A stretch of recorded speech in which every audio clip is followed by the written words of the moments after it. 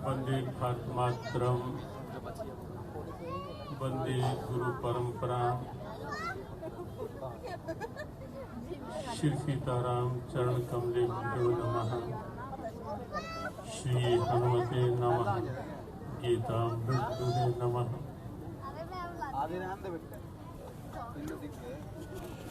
सर्वप्रथम आज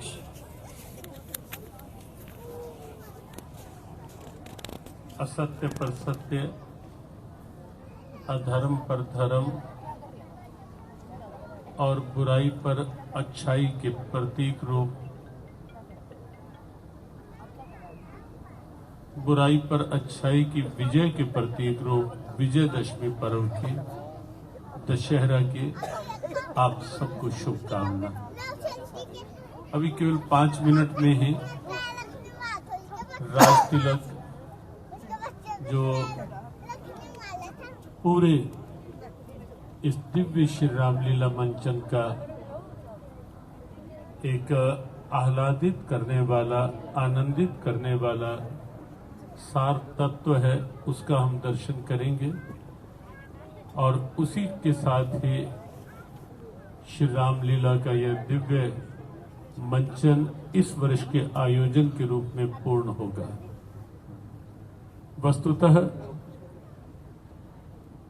श्री रामलीला केवल प्रदर्शनी नहीं, प्रदर्शन नहीं, ये हमारी आस्था का दर्शन है, ये हमारी अस्मिता का दर्शन है, ये हमारी परंपराओं का दर्शन है, ये हमारे आदर्शों का दर्शन है, ये हमारी सनातन मर्यादाओं का दर्शन है, ये हमारी अद्भुत अलौकिक समता, समरसता और सद्भावना की प्रेरणाओं का दर्शन है। ये श्री रामलीला मंचन, श्री रामलीला दर्शन। वस्तुतः आज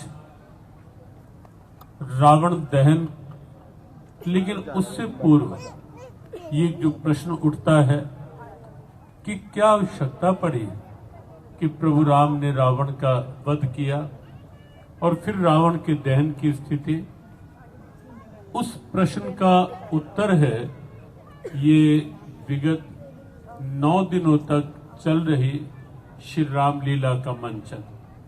ये उस प्रश्न का उत्तर है कि प्रभु राम का अवतार क्यों हुआ, कब हुआ, किन परिस्थितियों में हुआ।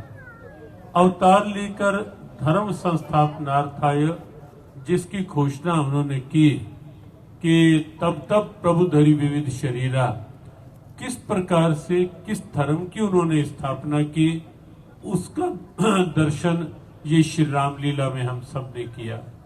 प्रारंभ से लेकर के, प्रभु राम के अवतरण से लेकर के, बाल्यकाल की लीलाओं से लेकर के, अलग अलग रूपों में, हर रूप में हमने दर्शन किया कि कैसी दिव्यताएं आज के समय में हम सब प्राप्त कर सकते हैं और आज के समय की कितनी बड़ी आवश्यकता है प्रभु राम का दिव्य चरित्र। ये हम सब ने निश्चित श्री रामलीला दर्शन के माध्यम से अनुभव किया होगा कि आज कितनी बड़ी आवश्यकता है, जबकि भौतिकवाद का प्रहर कहीं ना कहीं तनाव बढ़ा रहा है, दुर्भाव बढ़ा रहा है, कहीं ना कहीं अशांति बढ़ा रहा है।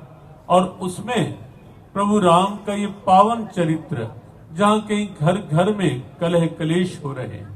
अब देखें, एक और कुरुक्षेत्र का महाभारत, वहां भी 2 भाई और बीच में सिंहासन था, लेकिन बड़े भाई की महत्वाकांक्षा, सत्ता मोह और पक्षपातपूर्ण बुद्धि, पुत्र मोह, उसके कारण से वह सिंहासन कितने बड़े कलह कलेश और विश्व इतिहास के एक भीषण युद्ध, महाभारत युद्ध का कारण बना।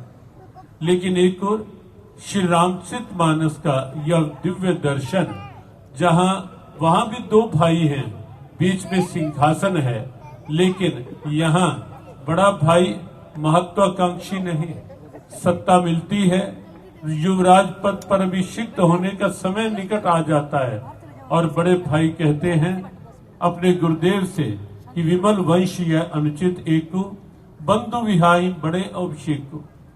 गुरुदेव, क्या ऐसा नहीं हो सकता कि राज्याभिषेक जाओ चारों भाई इकट्ठे जन्मे, खेले, खाए, यज्ञोपवीत, यहाँ तक कि विवाह उत्सव, तो चारों भाइयों को ही क्यों नहीं राज सत्ता मिल जाती, क्यों नहीं सिंहासन पर बिठा दिया जाता। और इसीलिए क्योंकि तब भाइयों का ध्यान आया और इसीलिए जब ये पता चला कि राज्याभिषेक भरत के लिए, राम के लिए वनवास, और एकाएक प्रसन्नता में प्रभु राम कह उठते हैं कि भरत प्राण प्रिय पावही राजू, विधि सब विधि मोहि सन्मुख आज। क्या दिव्यता! और भरत भी बड़े भाई के उस भाव को देखकर सिंहासन स्वीकारते नहीं, पीछे चलते हैं। पूरा दर्शन हमने किया, पादुकाएं लेकर आते हैं और विश्व इतिहास की, भ्रातृ प्रेम की, आज तक की एक अद्भुत अलौकिक प्रेरक घटना घटती है कि 14 वर्ष तक लगातार सिंहासन पर प्रभु की पादुकाएं विराजित होती हैं और भरत एक तपसी की भांति ही नित पूजत प्रभु पांवरी, प्रीत न हृदय समात, मांग मांग आयसु करत, राजकाज बहुभान। 14 वर्ष तक सिंहासन पादुकाएं संभालती और राम और भरत का प्रेम दिव्य प्रेरणा बन जाता है।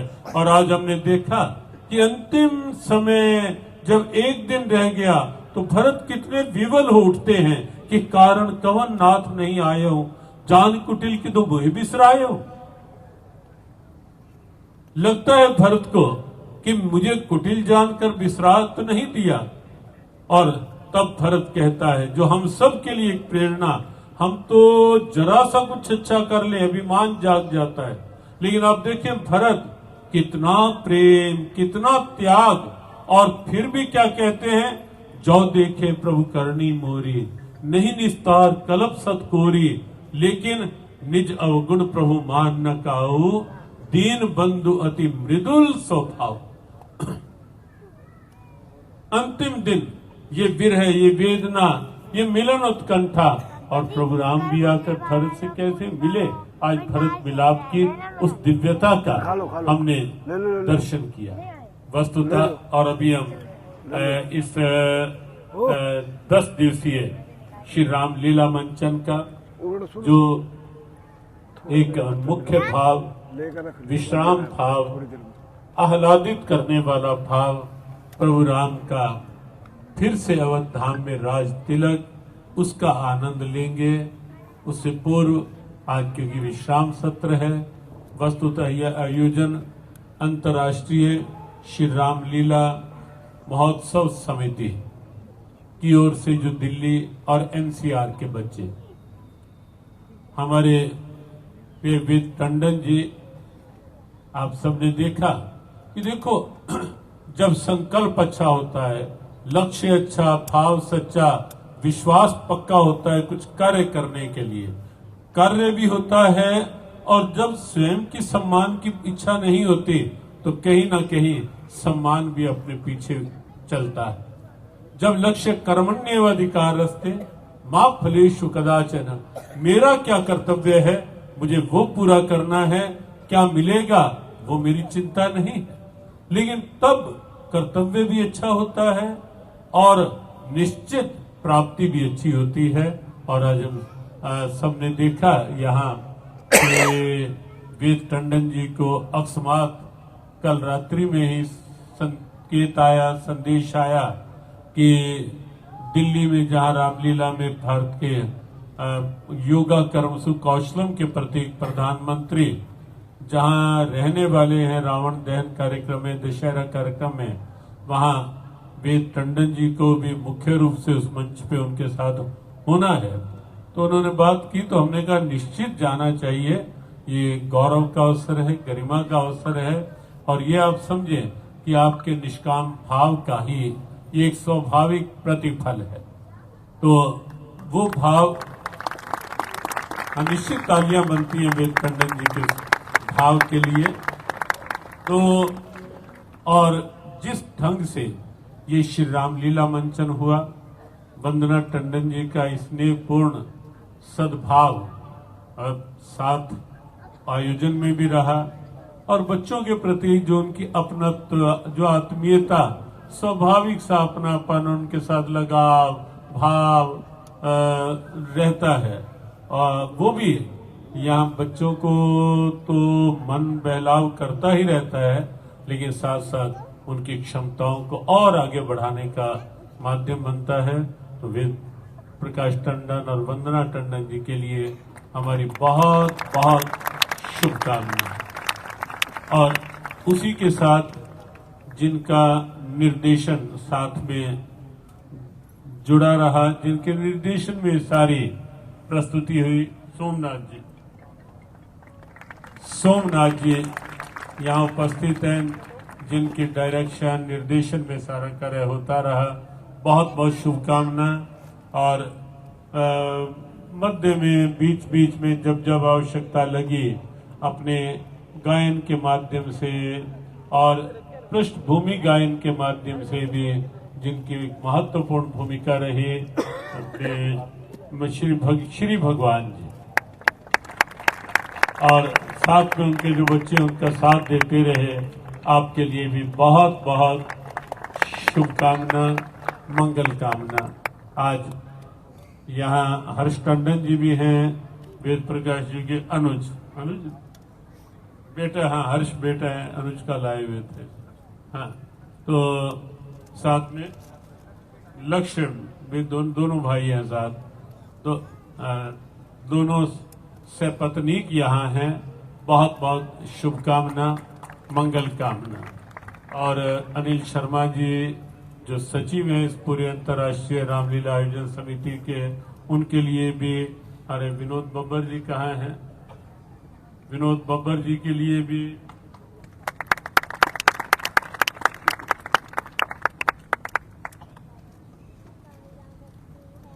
विनोद बब्बर जी जो संचालन में भी, आयोजन में भी जिनकी महत्वपूर्ण भूमिका रही, उनके लिए भी बहुत बहुत शुभकामना। ईशु त्यागी का संचालन, वो अभी भी खड़ी है, इसलिए तो नहीं खड़ी कि हम जल्दी बंद। अच्छा, आपको सुनने नहीं, वैसे ही हम करने लगे हैं एक आध मिनट। नहीं, आपको सुनने के लिए मैं खड़ी हूँ स्वामी। ईशु त्यागी, उनके लिए भी बहुत बहुत शुभकामना। और विशेष रूप से हमारी शुभकामना इन सभी बच्चों के लिए। हमें लगता है कि सोमनाथ जी कि लगभग ये सभी बच्चे जो प्रस्तुति, जो अपने पात्र भूमिका अपनी अपनी निभा रहे थे, 11 वर्ष से लेकर 17, 18, 16, 17 ही, चल 18 भी नहीं, 16, 17, 10, 11 वर्ष से लेकर 16, 17 वर्ष के आयु के बीच के बच्चों ने ही ये सारा जो भूमिकाएं निभाई, जो अभिनय की, ये पूरा आप देखिए इस आयु वर्ग के बच्चे सारे, और जिस स्वाभाविकता के साथ, कहीं आपको बनावट नहीं दिखी होगी। और तो और आप देखें, जो प्रभु राम की भूमिका, लक्ष्मण जी की भूमिका, सीता जी की, हनुमान जी की, सुग्रीव जी की, और अंगद ने जब पांव बिल्कुल रखा, एक स्वाभाविकता से। लेकिन देखो, भले ही नकारात्मक, लेकिन पात्र तो भले रावण, मेघनाथ, देखो भूमिका तो उनकी भी कम नहीं। उन्होंने, दुनिया में हम सब भी आए, गीता का सार भी यही है विनोद जी, गीता का सार भी यही है कि हम जहां जहां हैं, हम भी इस विश्व रंगमंच के पात्र हैं। क्या हम अपनी अपनी भूमिका के साथ न्याय कर पा रहे हैं? जो रोल हमें मिला है, किसी को स्टूडेंट के रूप में मिला है, किसी को टीचर के रूप में, किसी को गृहस्थ के दायित्व निभाने के रूप में, क्या हम अपना अपना रोल अच्छे से प्ले कर पा रहे हैं? ये इन सब पात्रों की भूमिका देखकर हम सबको भी अंतर निरीक्षण करना है। तो यहाँ जो भी भूमिकाएं रही थी, जिनके हमने नाम लिए, जो नाम विभीषण जी की भूमिका, और जो जो भी नाम रह गए, प्रारंभ से श्रवण कुमार से लेकर के प्रथम दिन जो नारद जी से लेकर नारायण के भाव से जो सभी प्रस्तुतियां रही अद्भुत।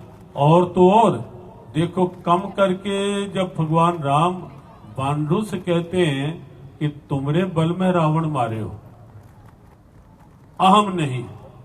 आज कुछ मैसेज चलते रहते हैं कि रावण को ज्ञान का अभिमान था, लेकिन प्रभु राम को अभिमान का ज्ञान था। अब देखो कितना स्पष्ट शब्द है।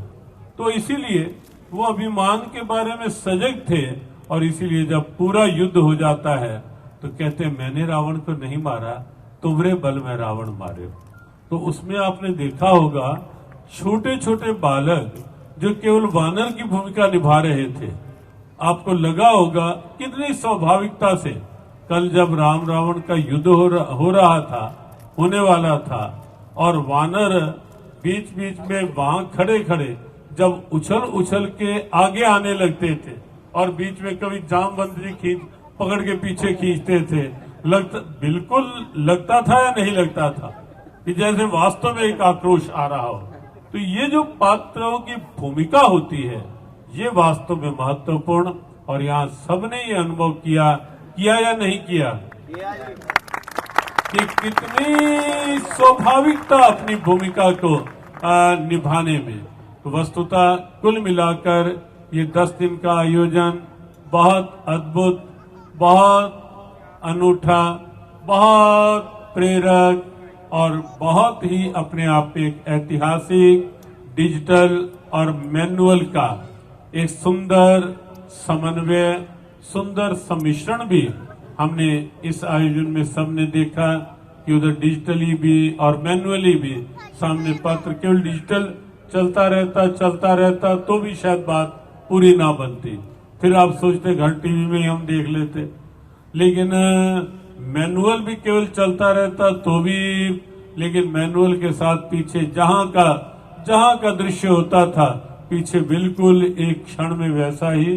तो जिन्होंने इस ढंग के, कहीं किसी ने नृत्य निर्देशन, किसी ने ये कला निर्देशन, सबकी अपनी अपनी भूमिका रही, उन सब के लिए भी हमारी बहुत बहुत शुभकामना, बहुत बहुत मंगल कामना।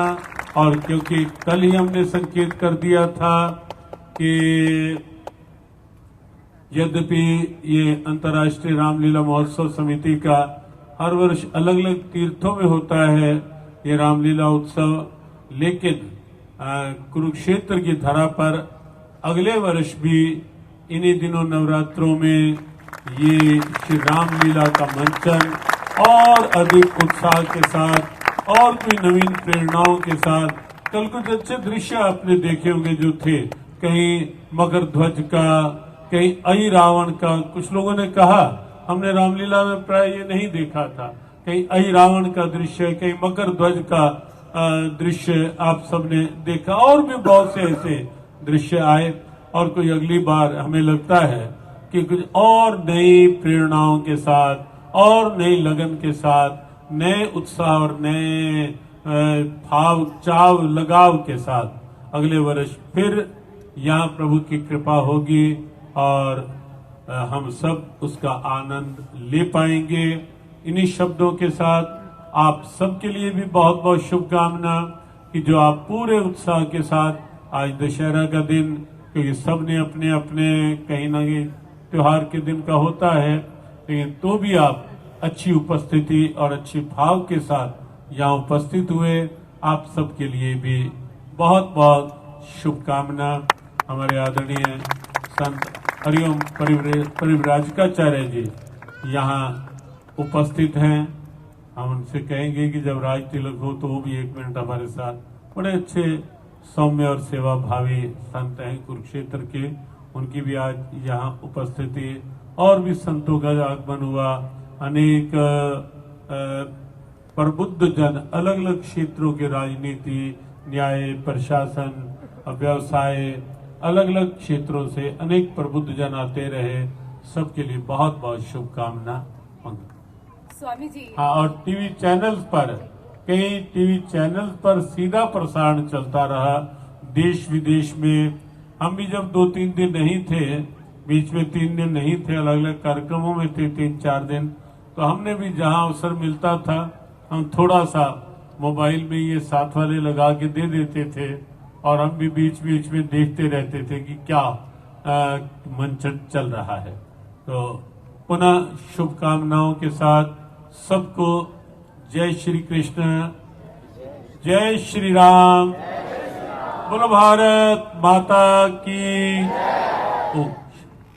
स्वामी जी आप अभी 5-7 मिनट में ही प्रोग्राम का